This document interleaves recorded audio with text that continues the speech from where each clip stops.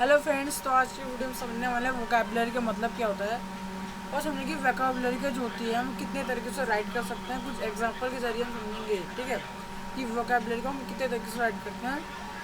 तो ये सारी वीडियो में हम समझेंगे। ज़्यादा बड़ी वीडियो नहीं होगी, लेकिन 20 मिनट्स की वीडियो होगी ज़्यादा से, इससे कम इससे ज़्यादा भी हो सकती है थोड़ी बहुत।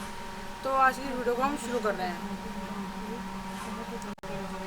गाइस, इसमें हम समझेंगे कि वोकैबुलरी का मतलब क्या होता है।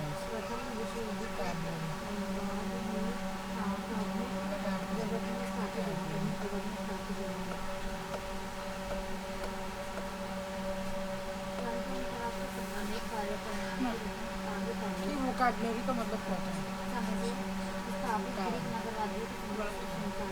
वोकैबुलरी का मतलब क्या होता है? इसकी जो डेफिनेशन बनती है ये बनती है to give the meaning, give मतलब को convey, to convey the meaning,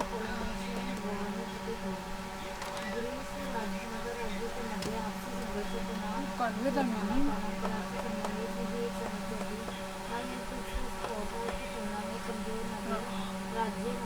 to convey the meaning of word, any word,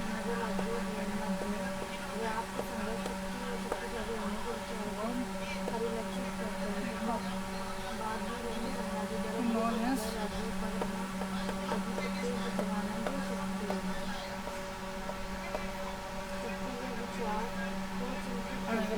that to convey the meaning of any word known as vocabulary.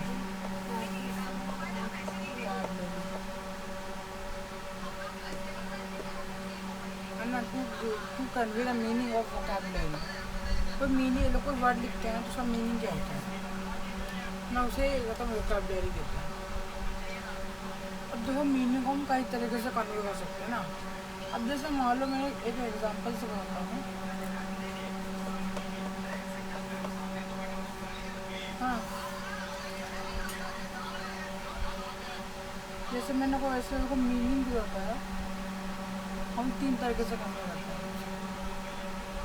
तीन तरीके से कन्वे करते हैं, या हम उसको कहते हैं तो हम सिनोनिम की तरह करते हैं,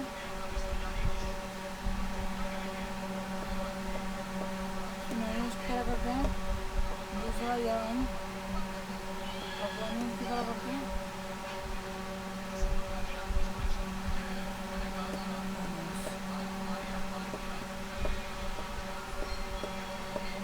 ऐसा कुछ होता है। तीसरा है एंटोनिम की तरह, एंटोनियम्स। मैंने ये बताया वर्ड मीनिंग, सॉरी, लेकिन वोकैबुलरी मतलब होता है कि to convey the meaning of word and known as vocabulary.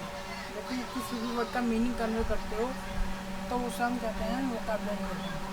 और उस मीनिंग हम तीन तरीके से कन्वे करते हैं, या तो हम सिनोनिम की तरह करते हैं, जैसे ऑपोनिम्स की तरह करते हैं, या एंटोनिम्स की तरह करते हैं। इसका सबका पहले मतलब समझ लेते हैं कि इनका मतलब क्या होता है। देखो ना, देखो सिनोनिम्स मतलब होता है need to give the, need to convey the,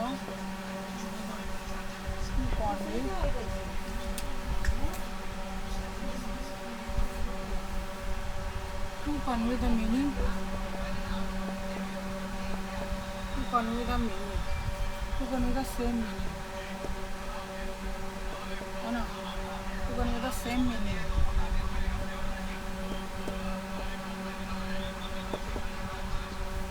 same meaning को कन्वे करते तो, है ना, सिनोनिम्स मतलब क्या होता है, लेकिन टू कन्वे द, आपको दिख नहीं रहा होगा तो बोलता हूँ, इसका to convey the meaning, to convey the same meaning, इसे सिनोनिम्स कहते हैं। तो ऑपोनिम्स का होता है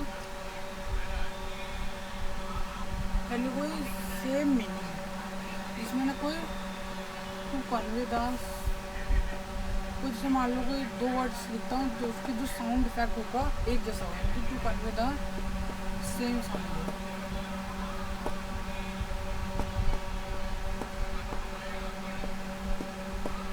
यानी कि ये सेम साउंड को जब हम इसी सेम साउंड को कन्वे करते हैं ना, इसी सेम साउंड को कन्वे करते हैं तो हम कहते हैं ऑपोनेंट्स को लगाते हैं। एंटोनिम्स क्या होता है गाइस? एंटोनिम्स आता है ये to convey the, to express the to express the opposite of opposite of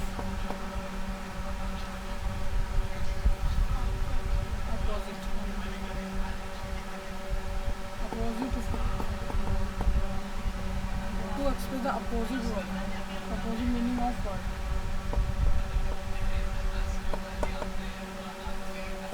Meaning of word.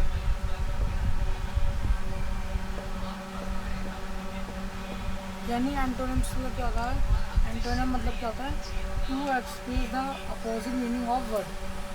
यानी कोई वर्ड दे रखा है उसको अपोजिट बोलो, है ना।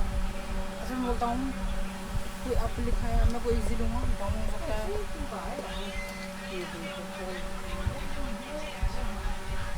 अप डाउन, मतलब कि एग्जाम्पल के मैं से मान लो मैंने एक एग्जाम्पल लिया।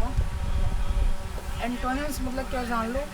एंटोनिम मतलब होता है जब मैं लिखता हूँ किसी वर्ड का कोई भी अपोजिट वर्ड लिखना, मतलब कि कोई वर्ड लिखा है उसका कोई अपोजिट एक्सप्रेशन देना।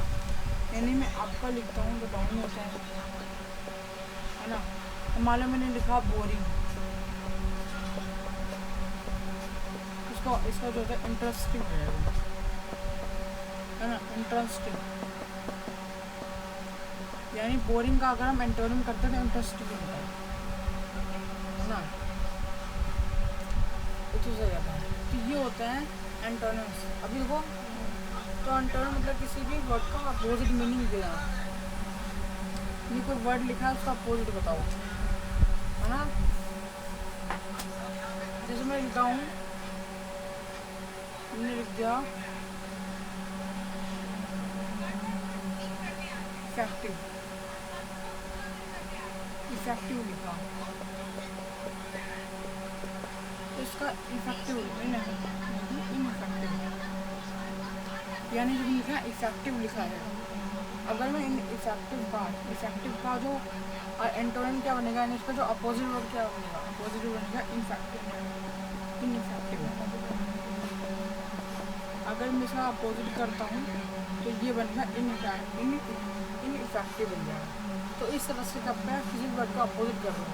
एंटोनिम से लेकर इसको इजी वर्ड्स में किसी कहते हैं किसी वर्ड का अपोजिट मीनिंग बताना, है ना। जब बॉय का गर्ल होता है ना, अपोजिट ना। और वहीं पे देखो ये होता है एंटोनिम्स मतलब। ये तो समझ में आ गया होगा सबको। अब सिनोनिम्स का मतलब समझते रहो। सिनोनिम्स का मतलब ये होता है यानी to convey the same meaning, ठीक है। यानी किसी भी सेम मीनिंग को कन्वे करते हैं तो कहते हैं हम वहाँ पे सिनोनिम्स होता है। अब थोड़ा सा मैं आगे समझाऊंगा। सबसे पहले आपसे लिख लें, मैं इसको इरेज करता हूँ। पहले आपसे लिख लें फिर मैं इसे इरेज करता हूँ। मैं थोड़ा बता दूँगा तो उनको से वर्ड को दिख नहीं रहूँगा। देखो यहाँ पे जो लिखा हुआ है सिनोनिम्स, यहाँ लिखा है यानी टू कन्वे का, मैं बोल रहा हूँ लिख लो से, टू कन्वे का meaning, to convey the same meaning. Synonyms मतलब कहते हैं to convey the same meaning. Eponyms का मतलब to convey the same sound. Antonyms मतलब होता है to express the opposite meaning of word. दोबारा रिपीट कर रहा हूँ, to express the opposite meaning of word. किसी वर्ड का अपोजिट देना और to convey the same meaning, same sound, ठीक है। तो यही होता है, ये होता है एंटोनिम का मतलब ये होता है। अभी सिनोनिम्स को मतलब और अच्छी तरह जानना है, ठीक है। ऐसे लिख सकते हैं।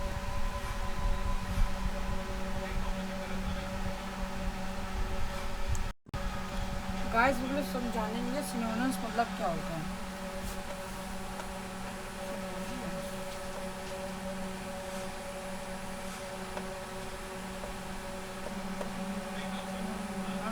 तो सिनोनिम्स का मतलब क्या समझ लो। तो सिनोनिम्स का तो मैं यहाँ दोबारा से लिख देता हूँ, टू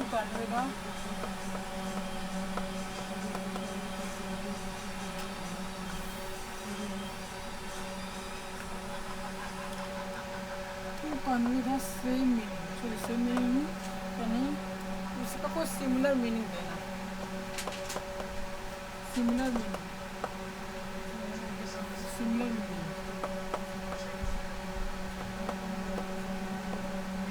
यानी वो सिनोनिम्स वर्ड उसको कहते हैं जब कोई to convey the same meaning of word. तो कोई ना कोई सिमिलर वर्ड जैसे लिखता हूँ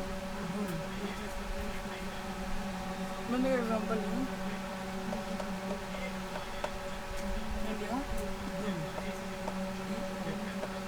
इसका जो सिनोनिम क्या बन सकता है, बोरिंग, है ना। मैं क्या बोल रहा हूँ, यानी सिनोनिम मतलब क्या होता है, किसी भी कोई वर्ड देखा है उसको सिमिलर मीनिंग देना, तो उनका सिमिलर मीनिंग ये हो जाएगा, है ना। इफेक्टिव मतलब जो है, इफेक्टिव का जो बनेगा हमारा, लोग इफेक्टिव लिखा है तो इसका सिनोनिम्स क्या बनेगा, इसका सिनोनिम बन जाएगा यूजफुल, है ना। डू यानी इसका बोरिंग हो जाएगा सिनोनिम, ठीक है, या सिमिलर मीनिंग कहते हैं। इफेक्टिव हो जाएगा किसी भी, इफेक्टिव तो इसका जो यूजफुल हो जाएगा सिनोनिम, ठीक है। हाँ, जैसे मैं एक और एग्जांपल लेता हूँ, फॉर्मल। तो फॉर्मल के दो बन सकता है, या लीगल या ऑफिशियल। फॉर्मल मतलब किसी भी वर्ग को एक रूल के अकॉर्डिंग करना ही फॉर्मल होता है ना, फॉर्मल होता है। तो फॉर्मल के दो सिनोनिम्स वर्ड होते हैं, लीगल बन सकता है, ऑफिशियल बन सकता है। ऐसे इफेक्टिव का यूजफुल, डूल का बोरिंग, तो ये होता है सिनोनिम्स का मतलब होता है to convey the similar meaning, ये होता है सिनोनिम्स। तो आपसे लिख सकते हैं। और एंटोनिम मतलब क्या था वो समझा देता हूँ, आपको नहीं पता तो यहाँ पर सुन सकते हो। कोई एंटोनिम कहता है किसी भी चीज़ का अपोजिट वर्ड होता है ना। मैं अब एग्जाम्पल से एकदम समझ में आ जाएगा आपको। एंटोनिम्स मतलब क्या होता है ना, कोई वर्ड लिखने से तो सिमिलर मीनिंग देना, है ना। जब बोलता हूँ मैं इसका मैं अपोजिट करके वर्ड बन सकता है ना। या मैं लिखता हूँ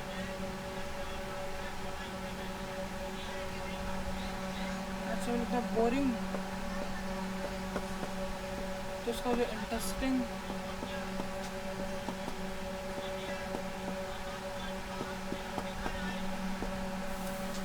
है ना, तो इसका जो अपोजिट ये बन जाएगा, और बोरिंग उसका जो इंटरेस्टिंग, तो इसको कहते हैं एंटोनिम। किसी वर्ड का एंटोनिम बताना। ये कोई तीसरा एग्जांपल ले सकते हो, मैं जो यूजफुल,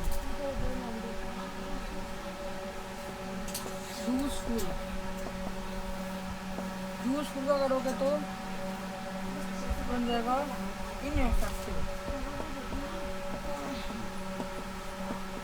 ठीक है मैंने गाइस। यानी कोई बोल इसका तो क्या है, मैंने इसका यूजफुल लिखा, कुछ चीज़ यूजफुल है और नॉन यूजफुल है, इनकी यूजफुल, तो इसका जो अपोजिट वर्ड क्या बनेगा, इसका अपोजिट बन जाएगा इनइफेक्टिव बन जाएगा, ठीक है। पहले इनफेक्टिव बन जाएगा। एंटोनिम मतलब यही होता है, वो ये होता है एंटोनिम, और ये होगा सिनोनिम्स। अब हम समझेंगे ओपोनेंट्स। ओपोनेंट्स के बारे में समझेंगे ना। ओपोनेंट्स का मतलब क्या होता है, आप तो ऐसे लिख सकते हैं कि आगे और समझते हैं, ठीक है।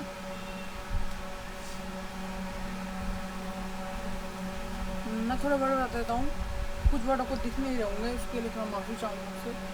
मैं बता दे रहा हूँ, जैसे ये जो लिखा गया है यहाँ पे लिखा है to convey the similar meaning, ऐसे लिख सकते हो, इतना पता है कि मैं जो बोल रहा हूँ सिनोनिम्स मतलब क्या, किसी भी वर्ड का सिमिलर मीनिंग बताना ना, किसी वर्ड का सिमिलर मीनिंग देना। अब इसे अपने हिसाब से लिख सकते हैं, हाँ। ऐसे मैंने इसके एग्जाम्पल्स का डू का सिनोनिम बने बोरिंग, इफेक्टिव का यूजफुल, फॉर्मल यानी लीगल है। ये देखो सिनोनिम मतलब होता है कि वो जो वर्ड होगा ना बिल्कुल उससे सिमिलर, एकदम सेम टू सेम है, ताकि एकदम वर्ड एकदम मैच ना करे, लेकिन उसका जो मीनिंग निकलेगा दोनों का एक निकलेगा, है ना। अब जैसे मान लो मैंने इफेक्टिव और यूजफुल का मीनिंग निकालेगी तो बड़ा इनकी कोई चीज़ बहुत ज़रूरी है, तो यूजफुल ना कुछ जिस चीज़ में इस्तेमाल करते हैं, इस्तेमाल होती है कुछ चीज़ एकदम वो यूज़ करने के लिए एबल लेवल है, to able to use, able for use, है ना। वर्ड देखो वर्ड बेसिक से मैच ना करे, लेकिन जो उसका मीनिंग होगा उनका सिमिलर से उसका थोड़ा सेम हो जाएगा मीनिंग, बस दोनों का एक ही मीनिंग मिलेगा बस, लेकिन फूल है ना। तो यही होता है सिनोनिम्स, ठीक है। अब समझेंगे होपोनिम्स के बारे में, ऐसे लिख लिया फिर आगे बढ़ते हैं।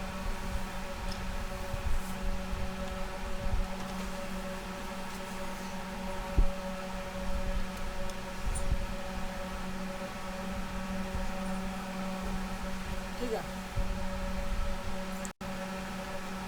अब गाइस समझेंगे हम होपोनिम्स के बारे में। शायद हमने पहली बार सुना, इससे पहले पढ़ रखा हो, ठीक है। अगर पढ़ रखा हो तो रिवीजन हो जाएगा आपका, नहीं पढ़ा था तो ये नई जानकारी हो जाएगी आपके हिसाब से ना। होपोनिम्स का मतलब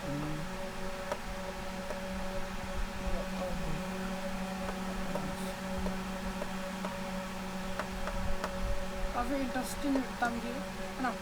होपोनिम्स का मतलब क्या होता है वो समझो, यानी कोई भी वर्ड के ना कोई मिला थी वर्ड लिखो तो उसका क्या है सिमिलर साउंड, यानी किसी भी व्यक्ति टू एक्सप्रेस द कुछ इस तरह से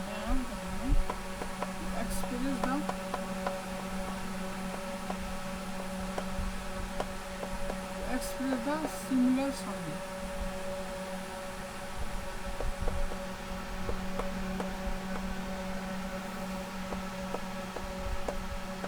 समझ लो मैं कहना चाह रहा हूँ कि कोई होपोनिम्स का मतलब कहता है किसी भी वो वर्ड लिखा है उसका कहता है एक साउंड इफेक्ट ना दोनों का सेम है ना। जैसे मैंने एक वर्ड लिखा है एग्जाम्पल के लिए, मैंने लिखा बीन,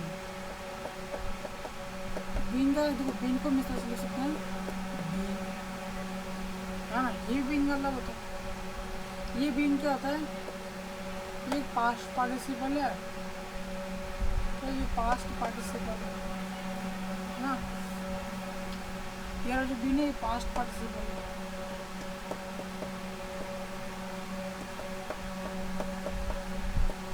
पास्ट पार्टिसिपल है। और ये क्या है हमारे पास, यार बीन क्या है, इंग्लिश का मीनिंग क्या है, आप काइंड ऑफ, मैं इसकी बात कर रहा हूँ कि आप काइंड ऑफ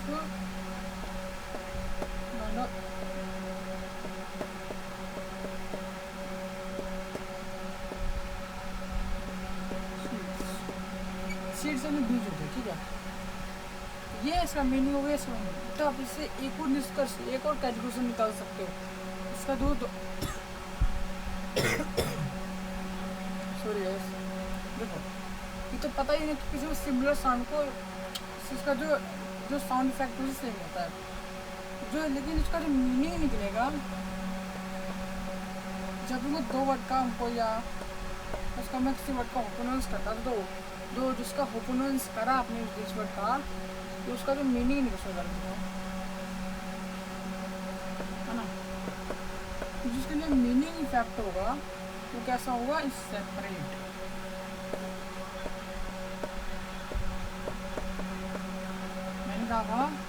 मैंने कहा कि टू, पहला पॉइंट तो यही होगा प्लस की, यानी to express the similar sound जिसका मीनिंग और इसका जो मीनिंग है सेपरेट अलग अलग निकलेंगे, लेकिन जिसका वो साउंड इफेक्ट है बीन है, अभी भी बीन आ रहा है ना। अब जैसे मैं लिख गया है ना, ये मैं लिख दूँ उसका जो मैं होपोनिम्स कर सकता हूँ तो कर सकता हूँ, देखो थ्रू और थ्रू मीनिंग एक जैसा निकल रहा है ना। अब रीडिंग नहीं आती तो फिर लोग बात अलग होगी, ठीक है, वो पढ़ना नहीं आता वो बात अलग है, ठीक है। इसका लिख करती हूँ यानी किसी भी पोजीशन टू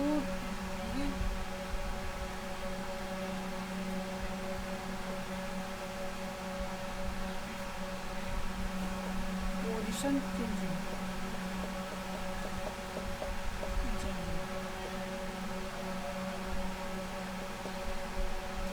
क्या बोला पोजीशन, इसका जो मीनिंग निकलेगा इनका पोजीशन चेंजिंग ऑफ, या कोई चीज़ है मान लो कोई भी ऑब्जेक्ट मान चाहिए, किसी ऑब्जेक्ट का कहते हैं पोजीशन चेंज होना, मैं बोलता हूँ बोल दिया है ना। मैं एक एग्जाम्पल समझाता हूँ।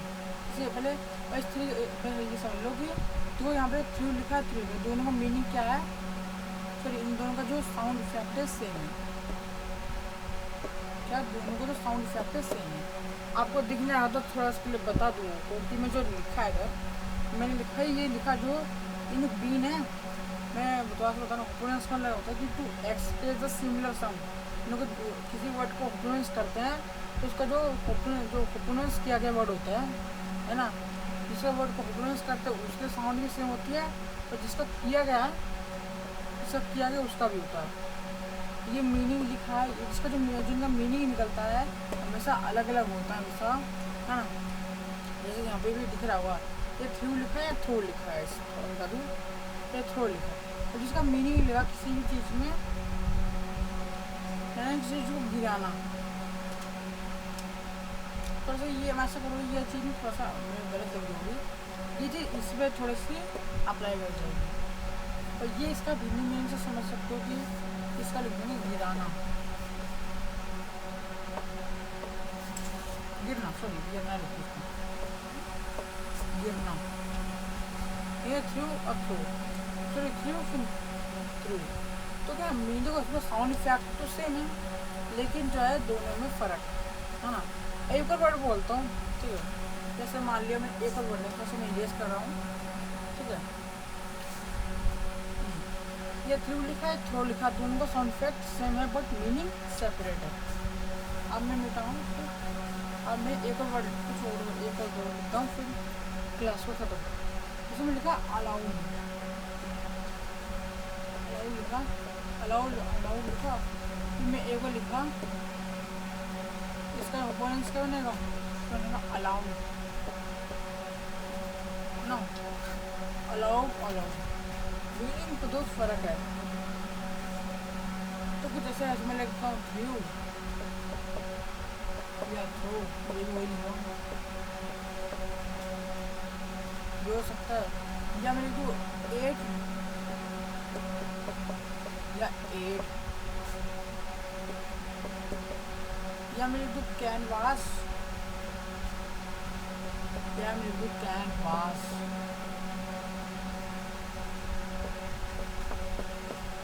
या मैं लिख दूँ यू, या मैं लिख दूँ यू। देखो जितने में सबका साउंड इफेक्ट सेम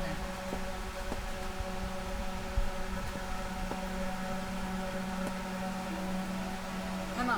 तो ओपोनेंस का मतलब यही होता है कि किसी भी मीनिंग को एक्सप्रेस करो जो सिमिलर साउंड होना चाहिए बट सेपरेट होना चाहिए। दो कंडीशन होती है, इस दो कंडीशन में आप ओपोनेंस लिख सकते हो किसी वर्ड का, ठीक है। ये इसका निकलना चाहिए, अब इसको ज़बरदस्ती निकालोगे तो वो गलत होगा। हाँ वो लगी जैसे थ्री उसका इसका ऐसे में निकालो कि ज़बरदस्ती इसका निकाल रहा है, जैसे 8 का 8 हो गया, यानी उसको ज़बरदस्ती मत निकालिए, इसका हो रहा उसे करिए। तो ओपोनेंस तो किसी उसी का होगा जिसका होना चाहिए, ठीक है। तो यही आज की क्लास थी, ये हमको पढ़ाना था आज की क्लास में कि वोकैबुलरी का मतलब क्या होता है। ये वोकैबुलरी पढ़ लेते हैं लेकिन पता नहीं था वोकैबुलरी का मतलब क्या होता है, तो इसी में क्लास बनाती सबको ये चीज़ डाउट क्लियर हो जाए कि वोकैबुलरी को किस तरह से लिखते हैं, सिनोनिम्स एंटोनिम्स होता क्या है, एक नया वर्ड जो आगे ओपोनेंस का मतलब क्या होता है, ठीक है। तो आज की वीडियो को यहीं पे एंड करें गाइस। अगर वीडियो अच्छी लगी तो लाइक करें, कमेंट करें, शेयर करें। तो आज की वीडियो को यहीं पे खत्म करते हैं। Bye guys.